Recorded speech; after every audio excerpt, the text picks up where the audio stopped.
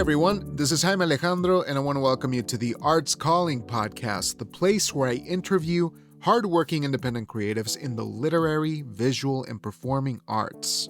I'm delighted to bring you this conversation today, but before I get to it, I want to give you a quick announcement. As of this week, I am bringing back my newsletter. It is a once-a-month email where I send you all of the things that I have going on over at my website, cruzfolio.com, as well as the Coalition for Digital Narratives, which is my gathering place for creativity and collaboration. We just put out issue number 7 of the Coalition Works Literary Journal, and I have an audio play that I'm very, very excited about. It's a short experimental play that I did, and I'm very excited because my son acted with me in the play. So I'm very, very thrilled, but I think it's a good time. So all of those links are going to be available on the newsletter. So go to cruzfolio.com, and I'm going to be sending you a once-a-month email with all of the things that I'm doing, including the Arts Calling podcast highlights. I still don't know how I'm going to do that, but I think it'll be a fun time as well. So there you have it, folks. Stop by cruzfolio.com/cruise notes. Episode description is going to have a link in there as well. And I hope to see you there. Now let's get the show on the road. Today I'm excited to be Arts Calling David Winner. So let me tell you about our guest. David Winner is the author of 3 novels, Enemy Combatant, Tyler's Last, and The Cannibal of Guadalajara, winner of the 2009 Jabal Press Novel Award and nominated for the National Book Award. His work has appeared in The Village Voice, Fiction, The Iowa Review, The Millions, The Kenyan Review, and other publications in the US and the UK. He is the fiction editor of The American, a monthly magazine based in Rome, a senior editor at Stato Rec magazine, and a regular contributor to the Brooklyn Rail. Most recently, he is the co-editor of Writing the Virus, recent work from Stato Rec magazine. And I personally thought David and I had a wonderful time talking about his latest work, Master Lovers, a twisted puzzle of love and fascism. Now available from Outpost 19 and other retailers such as Amazon and bookshop.org. So without further delay, let's give David a call.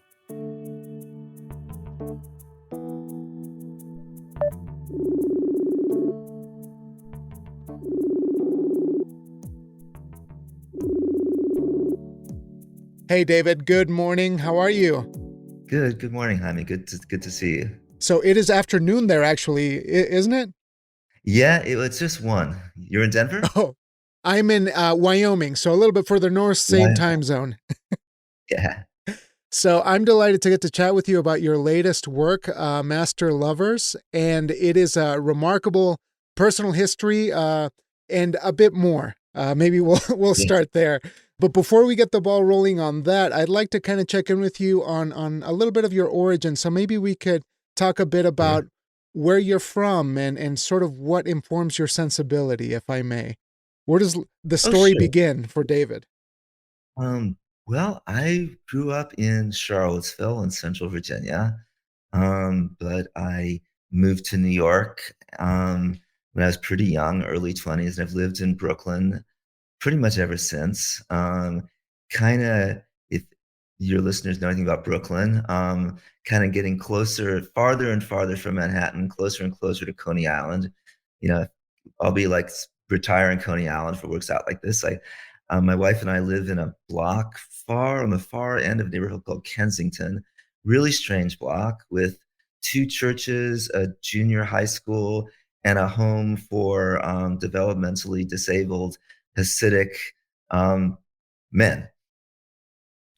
So it's a lot of personality. There's a lot happening over there. Yeah. This block is crammed full of stuff. Yeah. Particularly the junior high school across the street. For sure. So do you feel that there's any lingering trace of your personal past that perhaps you still want to explore before we get into the novel? Because there's a lot of family things there, but in terms of your writing and how you find your writing, like what is it that led you to memoir? Just because I'm curious of what that interest in exploring your own sort of the caverns of your own family history there. That's an interesting question because I wrote I've written only fiction and kind of crazy fiction that didn't have necessarily much connection to my life. Um, but I think, as I'm sure we'll talk about this later, my great aunt, my father's aunt, died at 101 about 20 years ago, and I was the one who cleaned out her apartment. That sort of fell to me, and I discovered 5 sets of love letters to her from the 30s, from these crazy, strange, difficult men, and I felt as if I needed to tell that story, and I couldn't tell that story without telling something of her story, something of my story, which kind of led me to larger family stories. So it was really that discovery of these love letters to her, and all these things in my great aunt's past that I knew nothing about, that kind of led me away from fiction towards memoir. Mm. Is that a fairly conventional way for you to look at stories or finding story material that you're kind of or perhaps maybe I should ask it this way: did you uncover fiction before in that way, or was this kind of a different way to approach the creative process for you? That's an interesting question. Let me think for a second. Yeah, I mean, this discovery kind of led me away from fiction, in that these were real letters and these were real people, but it kind of brought me back to fiction because at the same time, because all I had were these men's letters to her, I had nothing that she wrote back to them. So the book tries, among other things, to tell the stories of these love affairs, and I could only do that using fiction, along with the words of her lovers. And what's kind of interesting about it is that it starts at a hugely fictional place in a way, because along with the lovers, I discovered a book that my great aunt had written, that was kind of legendary in my family, but I didn't know that it actually existed, called Master Lovers of the World. She wrote it in around 1916, when she was about 16. And there are these crazy, heightened, sentimentalized, melodramatic versions of the love lives of famous people like Henry VIII, Casanova, Gauguin, um, whose pedophilia did not seem to bother my great aunt. So Right. she made up these crazy fictionalized versions of these famous people's lives, which kind of set the whole thing as a strange mixture between fiction and nonfiction. Right. And I'm very glad that you segue us into the work because I was really hoping that you would give us a little bit of that context of where it sits because it is a peculiar in that it's a peculiar experience to read because it's not quite a memoir, not quite a work of fiction, but you Sure, thread the sure. needle so elegantly. And by doing that, you start revealing a lot about yourself and your perspective. And I found that so elegant that I had a wonderful time reading it.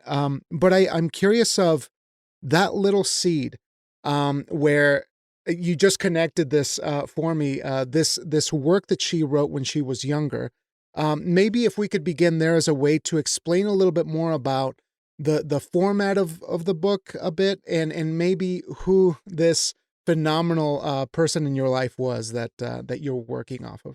Sure. I mean, maybe I'll start with briefly with being a kid. As I mentioned, I grew up in Virginia, and we were very standard middle class. I mean, I was a professor's brat, but middle class people. But we would drive every summer up to New York City, where my great aunt and my great uncle Dario lived. And this was this sort of glamorous, fancy world, that they were friends with lots of, not movie stars, but opera stars. They lived in an apartment midtown, and there was a kind of a glamour of going to that world that was so different than the world I grew up with in Virginia. And it was a world but my great aunt, I didn't really know very much about. And she, legendarily in our family, she was very close with Maria Callas and Leonard Bernstein.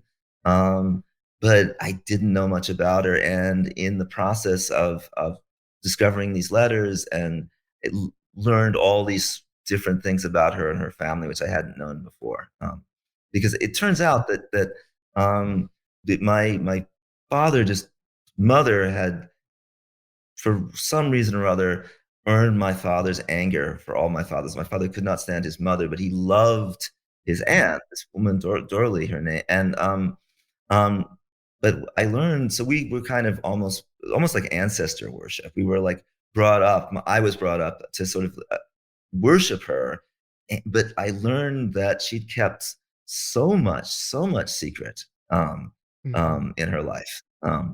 Yeah, and so it wasn't until later that you really started to see that different side of who this person who was kind of, as you say, a worshipped figure in the home, which Yes, now I guess that explains sort of the ambivalence that you share in the work of like this was somebody that was renowned and in my family, but how could she I mean, I don't wanna mean that it was a betrayal of sorts, but definitely, there seems to be a lot of dissonance happening there, and you play with that so wonderfully in the text. thank you so much. It's so well done. But let's talk for a minute about the genesis of this, because I noticed that in a previous interview, this was an essay, correct? You began the Yeah, work, a few years back. If you could elaborate on how that transition changed from essay to full work. thank you for asking that question. I After I found the letters, I wrote an essay, basically just about the discovery of the letters and about my great aunt, a very kind of relatively short essay.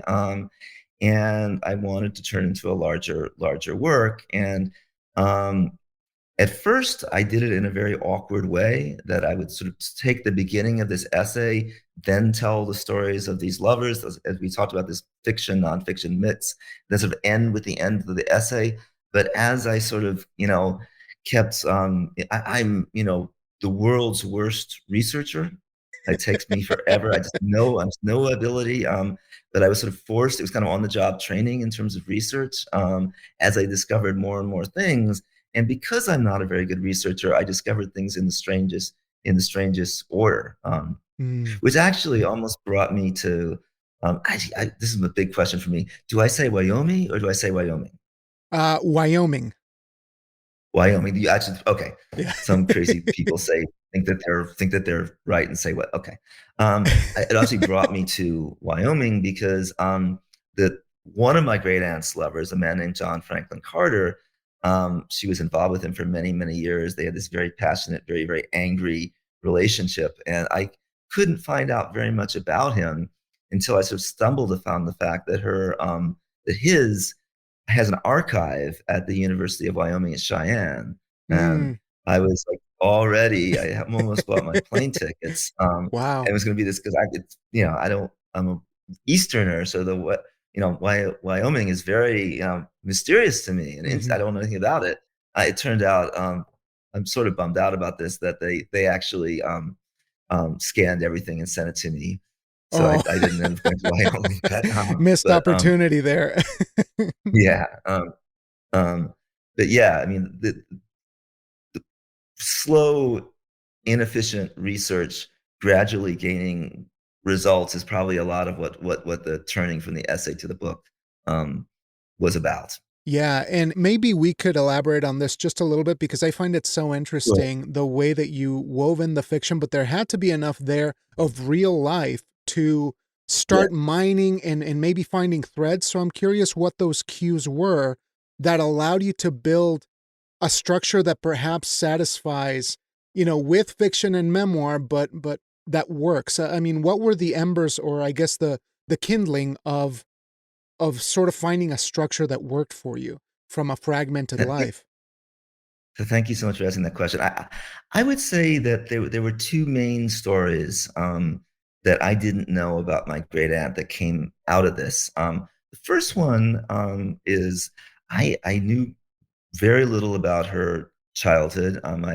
She loved her mother. Her mother was referred to as grand, and was my father's grandmother. And she was this loved figure. And but her father Louis, we knew nothing about, and there was something strange about Louis. He was so absent from all conversations, and actually, her childhood I knew almost nothing. And actually, it was my wife who was walking in Chinatown, Lower East Side of Manhattan, and came across a bank building. Mm, And I should say that my great aunt's maiden name was Jarmel, which was we knew was probably a changed name, probably a Jewish name that got changed at Ellis Island or something. All these stories. And my wife saw this bank building from 100 years ago at least, um, that said S. Jarmalowski and Sons. And she guessed that actually there was some connection. And we learned that this was her grandfather. And we learned his whole story, which is a story we knew nothing about, that he came in, that's like the 1880s from, he was born in Lithuania. He went to Hamburg and he was responsible for bringing almost, according to something I read, maybe it's an exaggeration, almost half the Jews in the Jewish Lower East Side from Europe, because he would um, get them places on ships coming from Hamburg to New York, basically. And then he built this bank. We gradually learned these things. He built this bank for this same community of poor Lower East Side Jews, and it's kind of this I don't know, Horatio Alger's story. You got to kind of admire him. Apparently, he was born in incredible poverty. He was an orphan. Everybody died, Mhm. and I think a typhoid epidemic. Anyway, this great story, except that when my great grandfather and his son and my great grandfather's brother took over the bank, they started speculating with some of the depositor money. And this was, before the 1929, before the FDIC, before the, rules. And they bought all these buildings in Harlem with depositor money. And apparently, and I can't get the details, unfortunately. I've read about this. They were quite racist in the way that they handled these buildings. Somebody wrote an essay about them, accused them of redlining, which I have no reason to doubt, but I don't quite know how that worked, what they actually did. Anyway, so much of the money, depositor money, was in buildings in Harlem. And when World War I was about to start, and a lot of the Lower East Side depositors took money out of the bank to send to their relatives in Europe, the bank went under. All these people lost their money. Several people apparently committed suicide, and they started rioting in the Lower East Side, and actually rioting in front of my great aunt's building. And like I said, obviously it's a bad story. And she didn't say anything, but I went to her house, and she was about 95, 96 at the time, but still lucid, and asked her about this.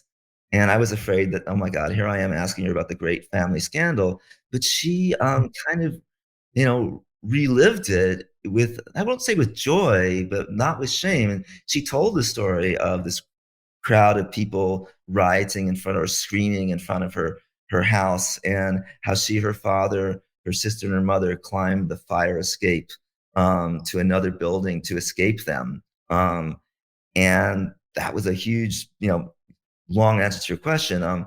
History that was pretty foundational for the book, and also important for her, because after this whole thing, they were Orthodox Jews. She would have been married off to somebody. She would have been probably just been a kind of housewife.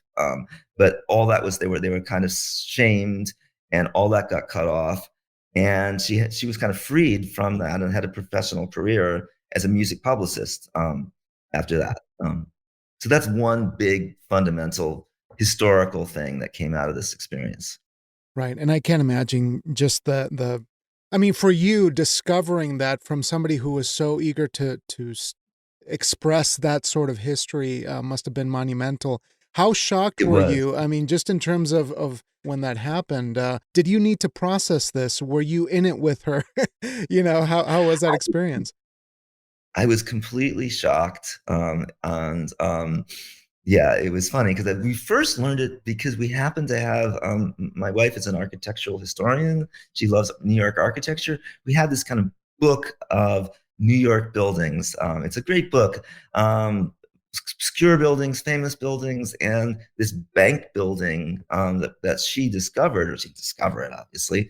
She just happened to see it, was mentioned in this book, which is really about architecture, but it told this sort of scandalous families thing. So to suddenly, sort of innocently, I'm looking at a New York architecture book that has something to do with a building that's something to do with my family, and suddenly it's like, oh man, this is bad. They were not these people that I knew nothing about. The minute I learned about them, I learned the bad things they did.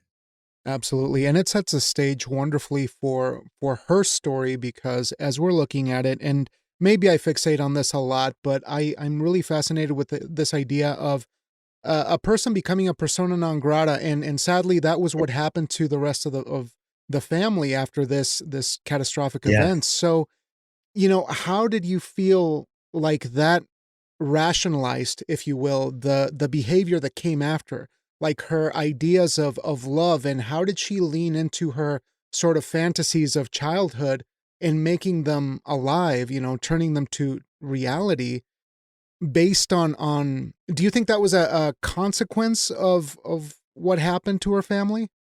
That's a great question. Um, one absence, I have absence of knowledge I have, and I've never really able to answer this question is exactly what that clearly terrible traumatic experience did to her and how that did change her. Except for as I said before, of sort of liberating her, it must have been shameful and painful too. And clearly there was some kind of a connection between this person who, loved these create these super romantic stories about fictional stories and was actually having lots and lots of love affairs.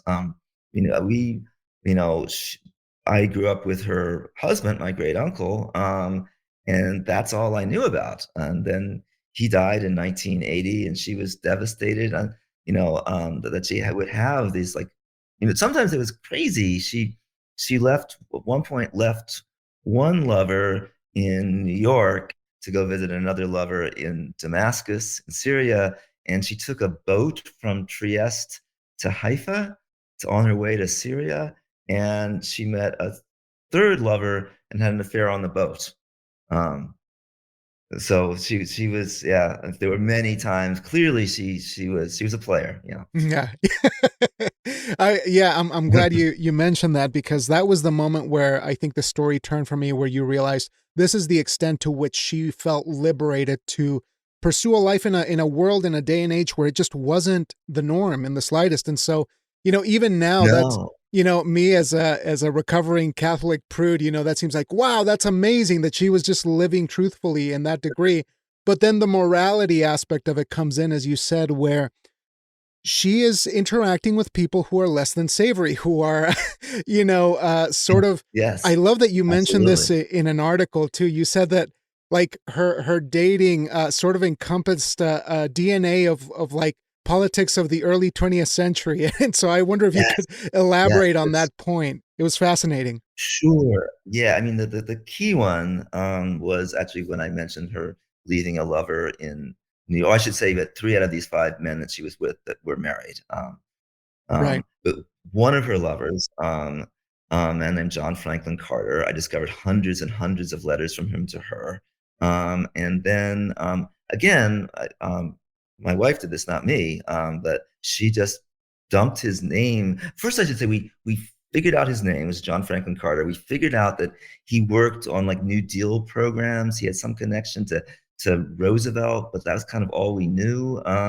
That she found an article from 1932 in the New York Times that said that Goering, the Nazi, had deputized John Franklin Carter, my aunt, who is Jewish, obviously, lover, to run a quote unquote Hitlerist party against Roosevelt in 1932. So I didn't even know that there was a Nazi running against Roosevelt in 1932. And suddenly this person turns out to be my Jewish great aunt's lover. Um, so that he was certainly the most unsavory. And in my, the archive in Wyoming, I gradually learned more, and I realized that I learned that um, he hadn't actually started a party, a Hitlerist party, but he was clearly pretty enthusiastic about fascism. Mhm.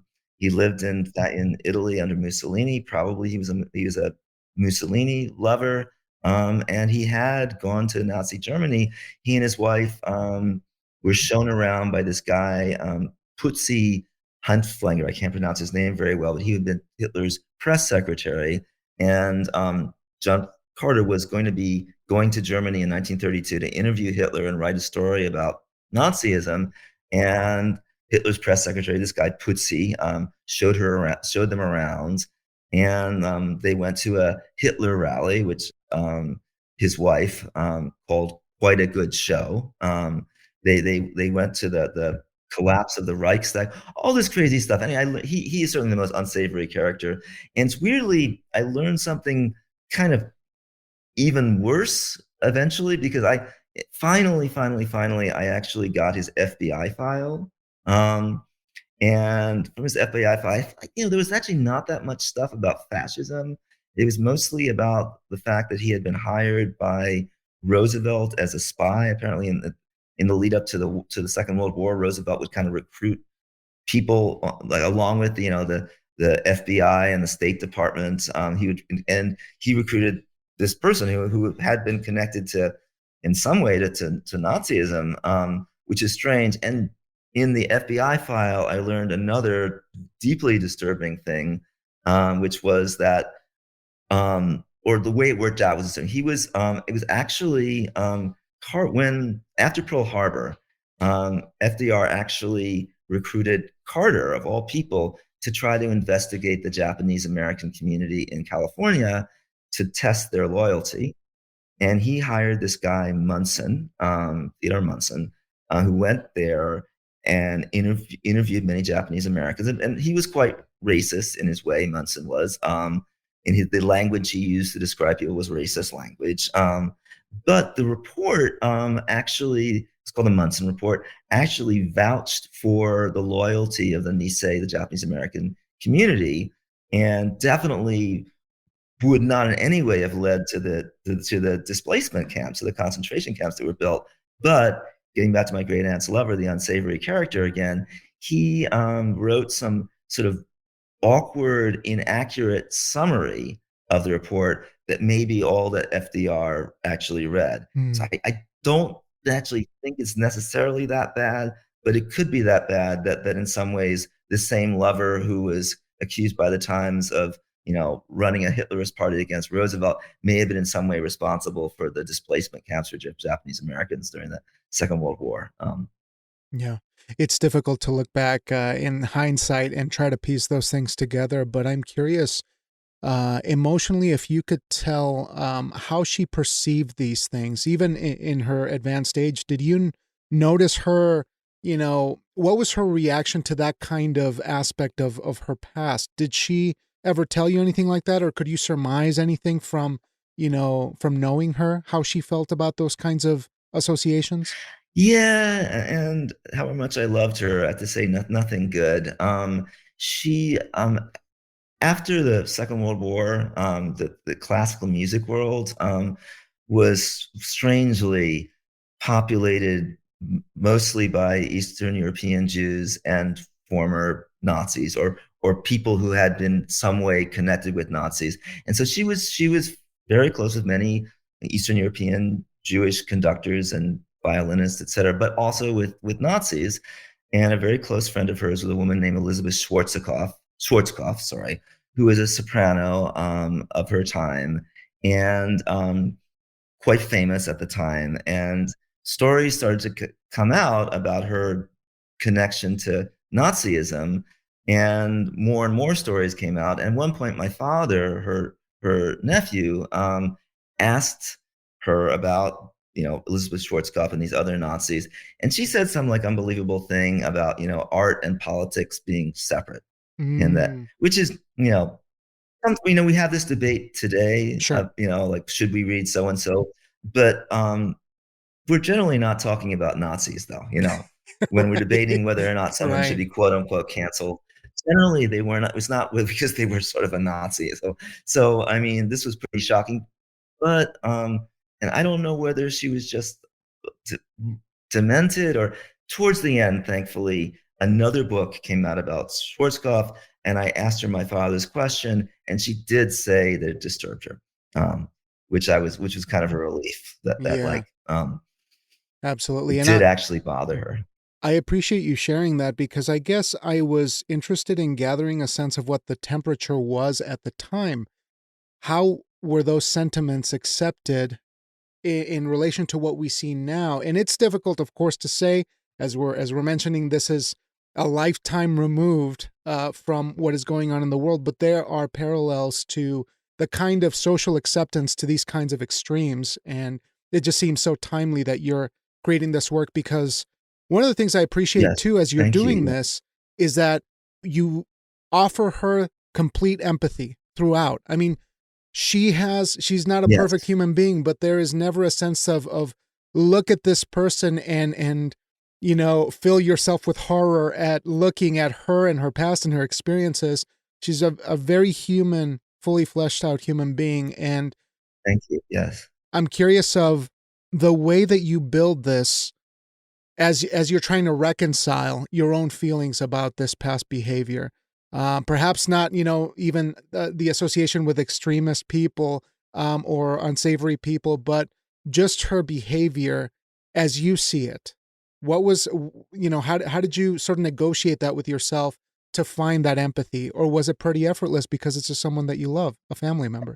I think it's just the latter. I mean, I think I just loved her. She was a very warm person. She was a very kind person. When I first went to New York, and sometimes I wouldn't have some place to stay, she'd always put me up, and so I just had a lot of, and personally, she was just really wonderful and really warm and really funny. And I think that was what made me not judge her quite so much, and also the, the her how she really dealt with these things, I never was able to quite figure out.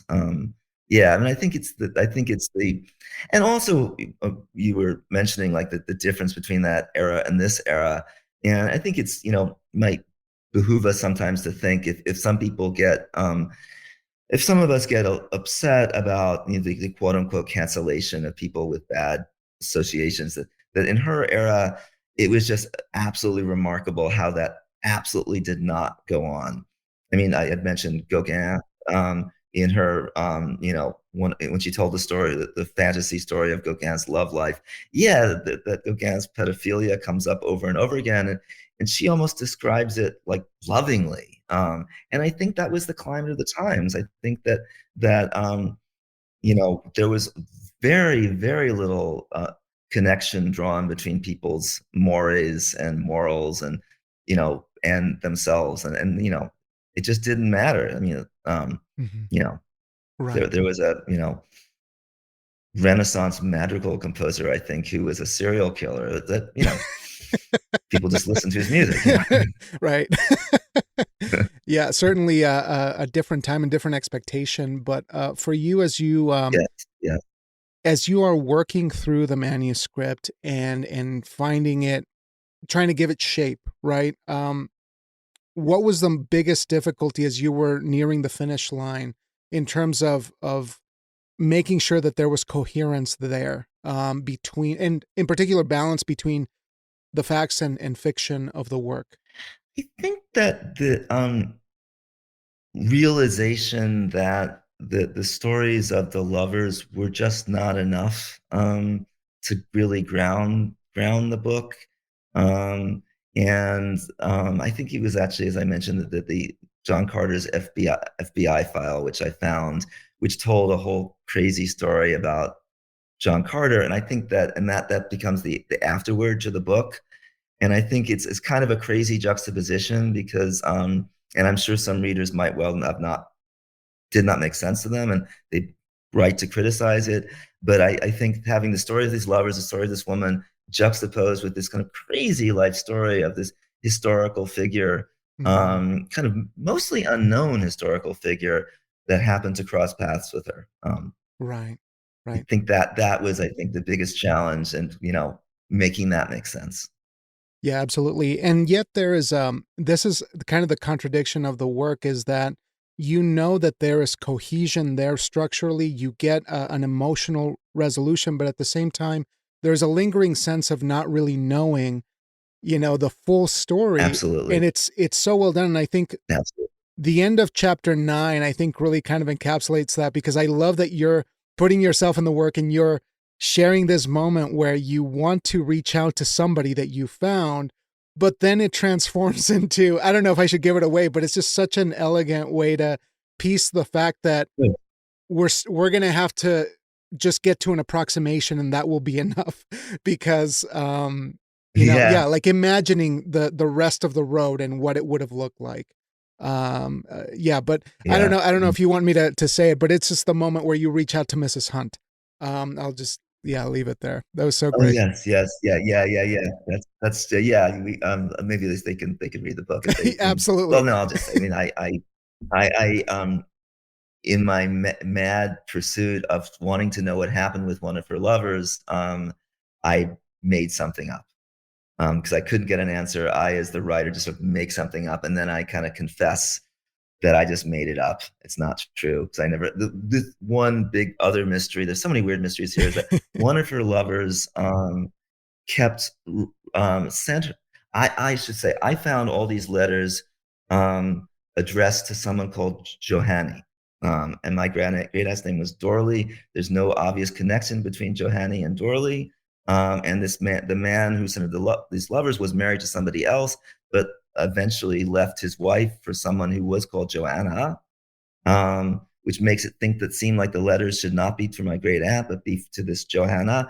But why would these letters be in my great aunt's possession? I found them. Why would the guy was Albert Coates was his name, was a conductor. Why would Albert Coates' like crazy over the top love letters end up with my great aunt if they weren't addressed to my great aunt? So yeah, Yeah. in my frustration, I made some whole thing up. Yeah. But you did it really well because it explored character. As you were the character in there, and we saw that sort of commitment where you said, "Am I going too far?" And I think that was the moment that was so clever about just getting to that point. You know, we're so far in, and you feel like, "Is this going to be enough?" And that's sort of the feeling that I got. But I got a couple more questions to be mindful of your time here. First and foremost, now that Okay. the book is, having a life of its own here, what do you make of the result? What do you make of this piece of work that you have, and the feelings that you're left with about your family, about your work, in terms of craft, having done this? And what are some things that you're left lingering with? Well, I'm lingering with as you absolutely correctly pointed out that there are questions I never got answered that still kind of plague me, and I still want to find out more about this guy John Franklin Carter, who he really was.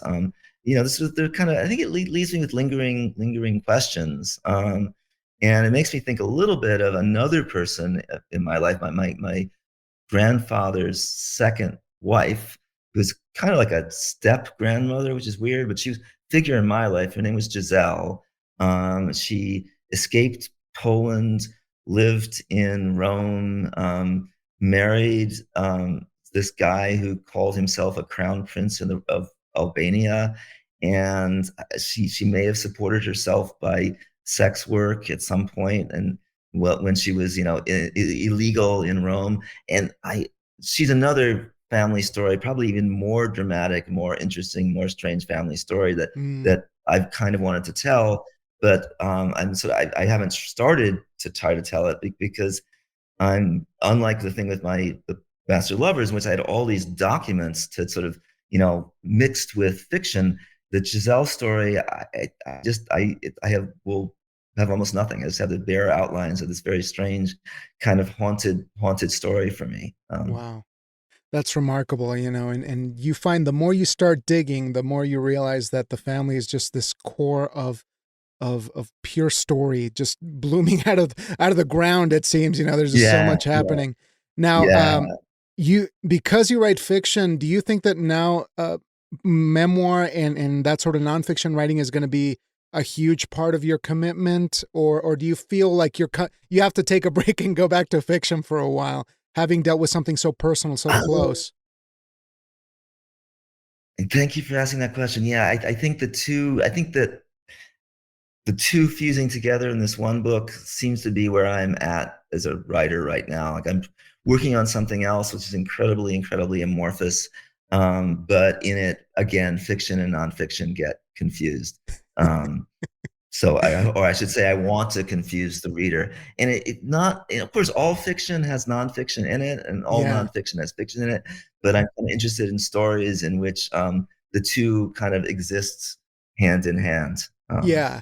I feel that there's something deeply special that happens there. And somebody mentioned it in maybe a review of the book where they were saying that perhaps it's a consequence of authors having so many options that they feel like they just have the power to create their own genre or disregard genre completely. Do you feel that this is a true statement, that you feel liberated to truly craft something that doesn't fit in any box and then it won't be a problem? Like, people seem to make it a big deal that like, oh, this is a memoir, it should stay a memoir, and this is fiction, it should stay fiction. I mean, I've never felt like that way, but I know that there's a lot of people who feel that it's like tarnishing Yeah. real life. Yeah, I mean, I think it's interesting to ask that question. I mean, that's where I'm drawn, these strange mixtures of things, but it's actually a struggle for me as a writer and for any writer or any artist of any kind who's going to be mixing genre in ways that are not conventional. I mean, like, bookstores have sections, and if they don't know what section to put your book in, it's a problem. People specialize in different genres, and if I'm sure it's a real problem for musicians who like doing something that can't be easily defined. Yeah, I mean, I feel drawn to it, but I also see it also sort of problematic too Mhm. in terms of selling my work and marketing my Sure, work. sure. But I certainly appreciate you taking those leaps because it was definitely a very enjoyable read. And I felt like the gravity of real life Thank was you. definitely getting amplified. And I felt a sense of like elevated character stuff that you see in fiction. But I have one more question for you, and it is a selfish Sure. question that I've started to ask because I feel like Okay. I got to get my act together. So in terms of this thing that I'm having right now is call it an existential crisis, call it, wanting to figure out the right path in terms of definitions. I'm curious to ask you how you define a life well lived as a husband, as a writer, in the many facets of your life. What are the things, big or small, that you consider the trappings of a life well lived?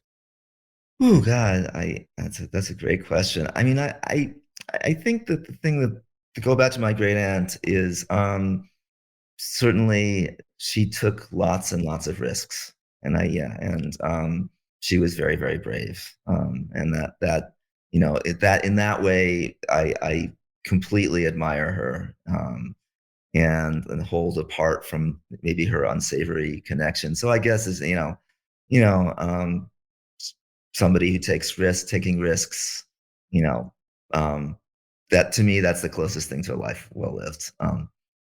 Obviously, empathy for other human beings is important too, but and I struggle with wanting to be a political writer, but on the other hand, sort of realizing that being a small press writer is not going to change anyone's mind politically. So probably if but still, that's having art that means something beyond just itself. Right, right. Well, I think that's a beautiful note to end on. But David, I want to thank you for the Thank work that you. you're putting out into the world. You're taking risks and big leaps, and for having the courage, the confidence to share these Thank you. difficult parts of your life, of your family history, and giving us a real treat in terms of empathy, I think, because I one of my favorite things about the book was how you were able to share your love for a family member, despite their imperfections and flaws and their adventures. So I was very Thank moved you. by that. So I want to congratulate you for the work. And I know we just scratched the surface, Thank you but so much. yeah, hopefully we'll catch up again down the road if you're into it. Okay. Thank you so much for the great, thoughtful, thought-provoking questions. I really appreciate it. And for Wonderful. having me on your show, I really appreciate it. Excellent. Well, David, I'm going to let you enjoy your Sunday, but I'm going to bug you over email in the next couple of days. You're awesome. And yeah, once again, I hope that we get to chat down the road. So you take care, okay? Thank you so much. I mean. All right. Have a good one.